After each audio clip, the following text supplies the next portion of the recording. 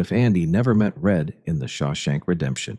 Every great story turns on a single moment, a chance encounter, a conversation that almost didn't happen, a friendship that forms against impossible odds.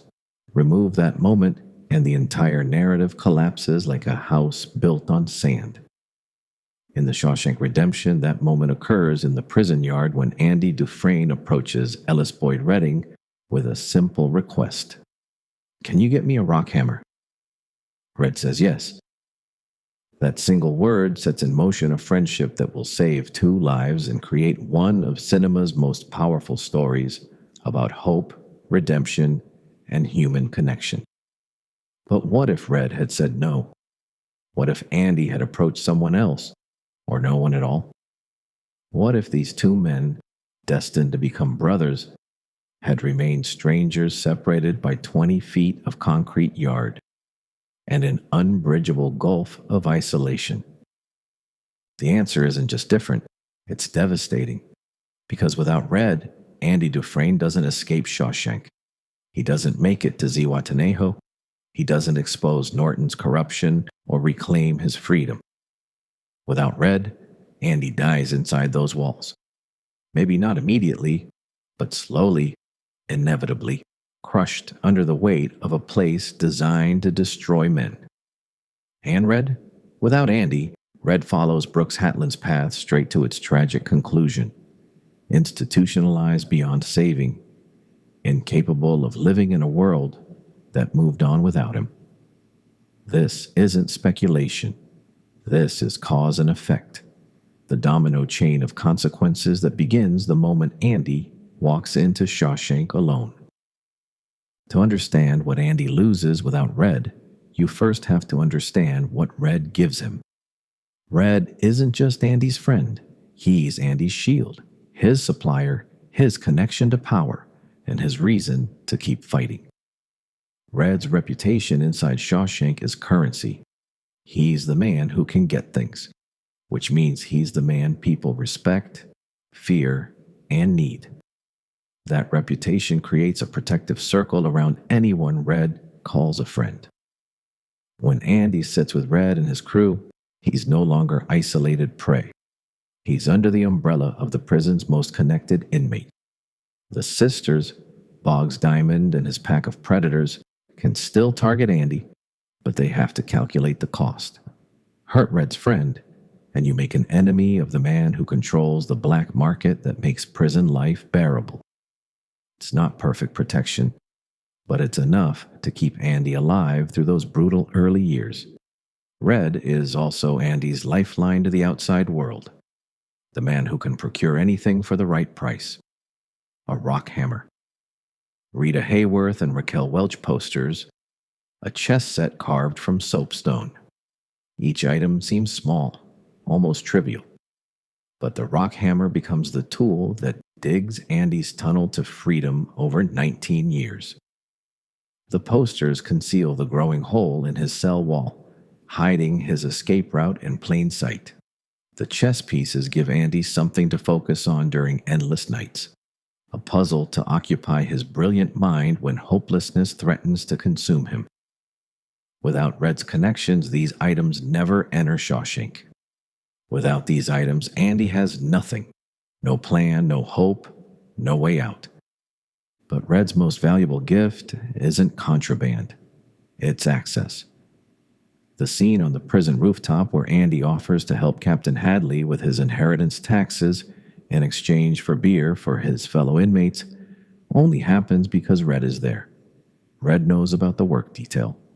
Red vouches for Andy. Red creates the opportunity for Andy to prove his worth to the guards, demonstrating that his banking knowledge has value even behind bars. That rooftop scene changes everything. Hadley spreads the word. Other guards seek Andy's advice.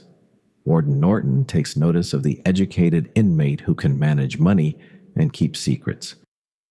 Without that moment, Andy remains anonymous, just another number in blue denim, working menial labor until his body breaks or his spirit dies.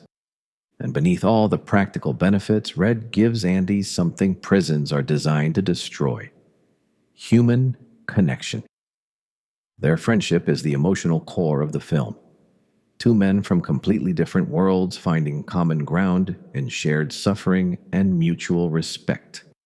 Red challenges Andy's hope, calling it dangerous, but he also protects it, nurturing the dream of Zihuatanejo even when he doesn't believe in it.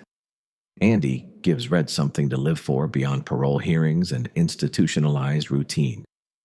They save each other in ways that have nothing to do with rock hammers or escape tunnels. They save each other by being present, by refusing to let the other man disappear into Shawshank's machinery of dehumanization. Now remove all of that. Erase Red from Andy's story. Watch what happens. April 1947. Andy Dufresne arrives at Shawshank State Penitentiary, convicted of murdering his wife and her lover, sentenced to 2 consecutive life terms. The fish line up against the wall. Red and his crew make their bets. But Red doesn't bet on Andy. Andy doesn't approach Red in the yard. He doesn't ask for anything. Maybe he's too traumatized by the verdict, too overwhelmed by the reality of spending the rest of his life in prison for crimes he didn't commit. Maybe he's simply too withdrawn, too much the banker who keeps his emotions locked away, to reach out to the man who can get things. Or maybe he does reach out, but to someone else, a less connected inmate, someone who can't help, someone who turns him away. The reason doesn't matter.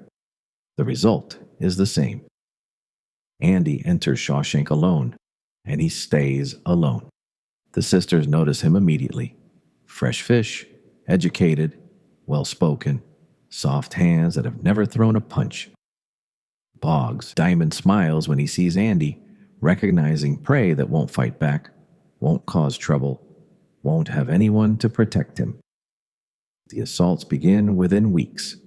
In the original timeline, the attacks happen, but they're limited. Red's influence and eventual intervention by Hadley create boundaries the sisters can't cross without consequences. In this timeline, those boundaries don't exist. Boggs and his crew have free rein. They corner Andy in the laundry. They find him in the showers. They catch him during work details when guards aren't watching. The violence escalates from threats to beatings to worse. Andy fights back once, landing in the infirmary with broken ribs and a concussion. He learns not to resist. Resistance only makes it worse. Months become years. Andy's face hardens. The intellectual curiosity that wants to find him dulls into survival mode. He stops making eye contact with other inmates. He eats alone. He works his assignments, brutal manual labor in the prison laundry or yard detail, without complaint or conversation. Guards see him as just another inmate, unremarkable, easily forgotten. There's no rooftop scene where Andy impresses Hadley with his tax knowledge because Andy never has the opportunity to demonstrate his skills. He remains in general population, mixed with violent offenders and hardened criminals, ground down by the daily humiliations that destroy men's spirits, long before their bodies fail. Without Red to procure a rock hammer, Andy never begins digging his tunnel. The idea might occur to him. He's still brilliant, still capable of planning 20 years ahead. But brilliance without tools is just frustration. He could fashion a crude instrument from smuggled materials, but without Red's network, smuggling anything into his cell becomes exponentially more dangerous. And even if he somehow acquired a tool, he has no posters to hide the hole, no legitimate reason to request them, no way to explain their presence during cell inspections. The escape plan that unfolds over 19 years in the original timeline never begins. Andy stares at his cell wall night after night, imagining freedom on the other side, knowing he'll never reach it. The true tragedy unfolds when Tommy Williams arrives at Shawshank in 1965. In the original story, Tommy befriends Andy through Red's crew, learns about Andy's case during casual conversation, and reveals the crucial information that Elmo Blatch, Tommy's former cellmate, bragged about killing a banker's wife and her lover, getting away with it while some innocent fool took the fall. Tommy's testimony could free Andy. It's evidence of innocence, a crack in the case that convicted him. But in this alternate timeline, Andy isn't part of Red's circle. He doesn't socialize, he doesn't tell his story to other inmates because he learned years ago that vulnerability invites violence. Tommy arrives, serves his time, and never learns that the quiet inmate working laundry detail is the innocent fool Blatch mentioned. The information that could have saved Andy's life stays locked in Tommy's memory. Unrevealed. Meaningless. Without that spark of hope, the possibility that new evidence could overturn his conviction, Andy has no catalyst pushing him toward desperate action. In the original film, learning about Blatch reignites Andy's determination to expose Norton and escape. It gives him a reason to act, a deadline imposed by Norton's refusal to pursue justice. Here, there's no deadline. There's no justice to pursue. There's only the grinding certainty that every morning will be the same as the last, that he'll wake up in Shawshank and die in Shawshank, that innocence means nothing against the machinery of the prison system. Warden Norton never notices Andy's potential. Why would he? Andy isn't managing the library. He isn't keeping books or handling finances. He's just another inmate in blue work clothes, invisible to authority, useful only as labor. Norton's money laundering scheme proceeds without Andy's involvement. And without that involvement, Andy never gains access to the tools that enable his escape, the trust that lets him handle documents, the office keys, the ledgers that prove Norton's corruption. He has nothing to leverage, no way to threaten the warden, no insurance policy hidden in safe deposit boxes across the state. He's powerless. The psychological decline is gradual but inevitable. Andy's mind, once razor sharp, begins to fracture under isolation's pressure. Prison breaks men slowly, eroding hope like water wearing down stone. The Andy who believed in redemption and fought to maintain his dignity becomes a hollowed-out version of himself, performing the motions of existence without experiencing life. His eyes, which once held defiant hope, go dead. Other inmates recognize the look. They've seen it before in men who've given up, who shuffle through their routines waiting for death to release them. Brooks Hatlin had that look before he was paroled. He carried it with him to the outside world, where it consumed him completely. The sisters' attacks continue, sporadic, but persistent. Andy survives them, but survival isn't the same as living. One particularly brutal assault leaves him hospitalized for weeks. He recovers physically, but something inside him breaks that never heals. He stops caring about the future because the future is just more of the same. More walls, more violence, more years disappearing into the void. Maybe he considers suicide. The thought crosses his mind during long nights in his cell, the crushing weight of forever pressing down until he can barely breathe. Maybe he attempts it and fails. Maybe he doesn't have the courage. Or maybe some stubborn part of him still refuses to surrender. Either way, he remains trapped. Not just in Shawshank, but in the mental prison that forms when hope dies. In the original timeline, Andy escapes on a storm-heavy night in 1966, crawling through 500 yards of foulness to emerge reborn in the rain. In this timeline, 1966 comes and goes. Andy is still in his cell. 1970 arrives, still there. 1980, 1990. The years blur together, indistinguishable except for the gradual decay of his body and mind. He grows old inside those walls, his hair graying, his movement slowing, his memories of freedom fading until he can't remember what the ocean sounds like, or how rain feels on free skin. He becomes what Shawshank was designed to create: a broken man who exists only to fill a cell, to perform labor, to justify the prison's budget and staff salaries. He's no longer Andy Dufresne, former vice president of a bank with dreams of escape. He's prisoner 37927, and that's all he'll ever be. And then perhaps in the late 1990s or early 2000s, something gives. Maybe it's a final assault that his aging body can't survive. Maybe it's a heart attack brought on by decades of stress and poor nutrition. Maybe it's suicide accomplished with shoelaces or stolen pills, or any of the thousand ways desperate men end their suffering. Or maybe he just stops waking up one morning, his heart giving out during sleep, granting him the release that life never would. The guards find him cold in his cell. They remove the body, file the paperwork, and assign his cell to the next inmate. Shawshank moves on. The machine doesn't stop for one dead prisoner.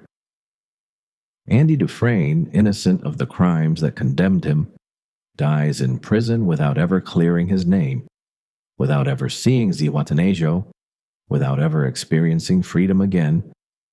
But Andy's death isn't the only tragedy. Red's story transforms into something equally heartbreaking. In the original film, Andy is the force that cracks Red's institutionalized mindset. Red has spent decades inside Shawshank, so long that the prison has become his identity. He's the man who can get things, and that role gives him purpose, status, meaning. But beneath the confidence and the sardonic humor, Red is terrified of the outside world. He knows what happened to Brooks. He knows that men like them don't survive on the outside, that freedom is more frightening than imprisonment when prison is all you know. Andy challenges that certainty. Andy plants the idea of hope, waters it with persistence, and eventually convinces Red that there's life beyond these walls worth living for. When Andy escapes, he leaves behind a letter and coordinates that become Red's roadmap to redemption. Red follows that map to Zihuatanejo, finding Andy on a beach, rebuilding a boat. It's the perfect ending. Two men who saved each other reunited in paradise. Without Andy, Red never breaks his cycle.